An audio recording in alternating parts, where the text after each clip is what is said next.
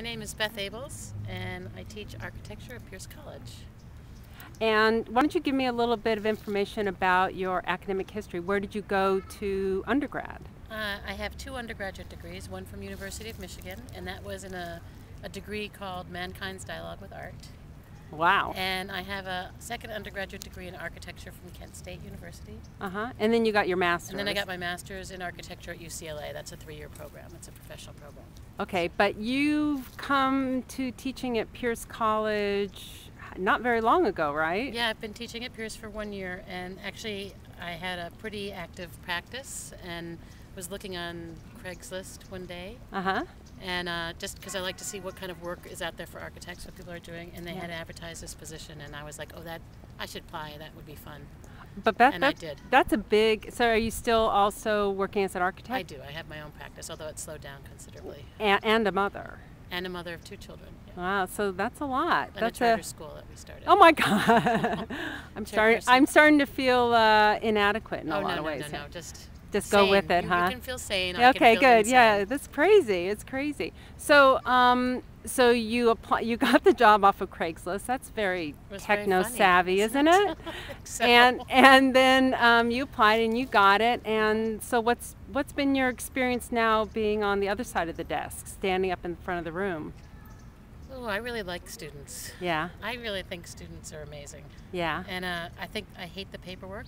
Yeah. Of the teaching and all of the sort of administrative stuff, and I'll get into that swamp, and then a student will come up and ask me a question, and I'll be like, oh yeah, this is what I love. Yeah. So I think it's pretty, I walk out of my classes feeling pretty inspired by students. Are there any moments where you're with a student and you go, oh, you think to yourself, I remember when this happened to me? Oh, well, you know, I have students who come up to me and say, do you think I could be an architect? Really? And I'm like, well, what difference does it make what I think? You know, do you think you could be an architect? Can I be a star? When I was growing up, in architecture school, the tendency is for architects to tell teachers to tell students, you would never be an architect. You will amount to no architecture of any of sort. And it's like teachers think that they're right. Yeah. Is to tell a student what they can do professionally and what they can't do professionally. Right. And I just don't understand where they would even have that information. So how do you respond when a student comes up to you and says, "Can I be an architect?" Well, what do you think? Can you?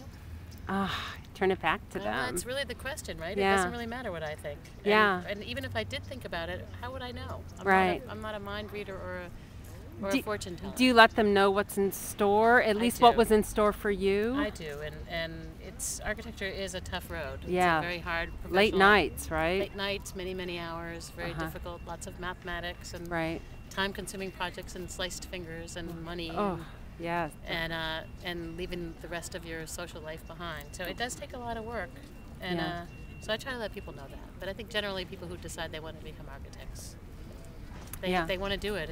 If it's important enough, they'll make it happen. Yep, they do. That's great. I can't really be the decider. Yeah. For people about that. Sorry, bad reference. But you can guide them, right? You can encourage and then you guide, right? And I can, and I think along with that's the other thing I was writing about today is I really wish when I was being trained as an architect that people were just helping me develop my vision instead of constantly fighting with me about my vision. And telling you their vision. Telling me their vision. Right. And so that's what I really try to do for students, is just to help them develop their own vision. And that's really that's what this FTLA is all about, right? Opening that communication, that connection. That's great. So, and you know, that's an obstacle I think I feel like I faced over and over and over. And when I graduated, my first college experience as an architect there were 4 women in the program, and so it was really hard for women to even get through the gate. Yeah. And people would constantly tell you, you can't be an architect, or you don't belong, or women don't, this isn't a profession for women, it doesn't fit into your lifestyle. And sort of like not, I guess on some levels I feel like I made my choices based on what people told me I couldn't do. Right. It's like if you tell me I can't, then that just makes me motivated more to Right, and now you have the opportunity to tell students what they can do, in a way. I have an opportunity to remind students that they can do whatever they want to do. Yeah, it's great, especially in this world today. Yeah, it's a good thing. Yeah, especially on today of all days, you know, and with Obama being brought into office, it is possible. Anything's possible. I think it is. Okay, great. Thank you. Thank you.